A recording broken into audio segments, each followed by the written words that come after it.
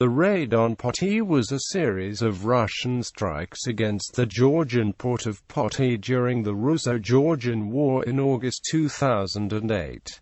The city was later occupied by Russian troops, who remained for some time before eventually withdrawing. Background: Poti is the economically vital port of Georgia on the Black Sea. Poti is a critical entry point for the South Caucasus and the landlocked nations of Central Asia. Occupation: Russian aircraft bombed Poti on the 8th of August, and the port was closed for 2 days.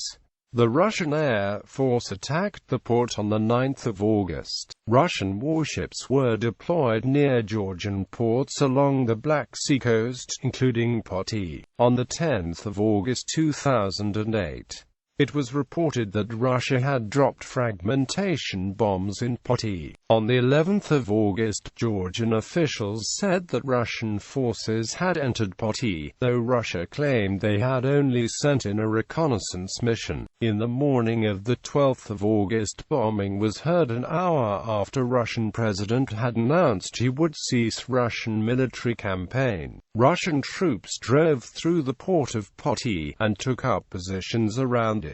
On the 13th of August, Al Jazeera correspondents in Poti reported more and more Russian troops coming into the area all day and the destruction of 6 Georgian vessels. Reporter Hoda Abdul Hamid said that Russia is clearly on the offensive. On the 14th of August, Reuters reported that witnesses in Poti said that Russian tanks had entered the town and were looting. Russia's deputy chief of the General Staff, Anatoly Nogovitsyn, denied the presence of Russian troops in Poti. An Associated Press television news crew witnessed Russian troops on the outskirts of Poti as they searched an old Soviet military base for Georgian military equipment. On the 15th of August, BBC reporters said that Russian forces aimed to remove or destroy military equipment in Poti. From 13 to the 15th of August, according to Moscow Defense Brief, Russian paratroops raided Poti again and again, destroying almost all of the docked ships and boats of the Georgian Navy, and took away a quantity of valuable military equipment. On the morning of the 19th of August, some 70 Russian troops entered the port grounds. Russian forces in Poti took prisoner 21 Georgian soldiers that were guarding the port. Russians also seized 5 Humvees that were the United States property. They were taken to a Georgian military base occupied by Russian troops at Senaki. Humvees then reportedly were taken to Abkhazia, deep in Russian-held territory. Russian soldiers had deployed artillery along major highways between Abkhazia and Poti. The captured servicemen were members of the Georgian Coast Guard, who had returned to the previously abandoned positions in Poti on the late night of the 18th of August. According to Georgian officials, they had a right to do so under the ceasefire agreement. Officials from Poti followed the Russians to Senaki to negotiate the soldiers' release.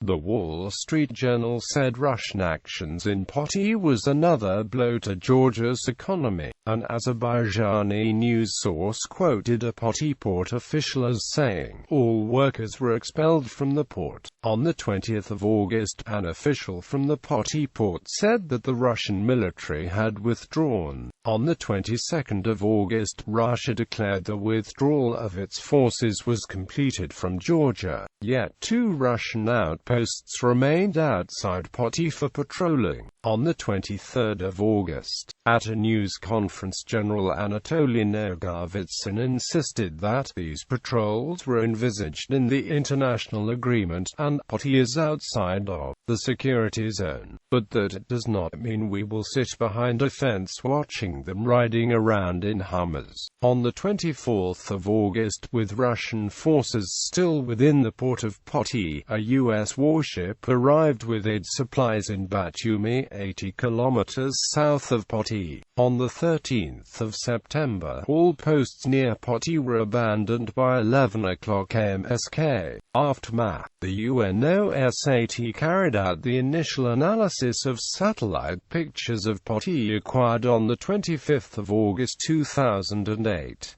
6 submerged Georgian vessels were identified, while no other damage was visible in the city.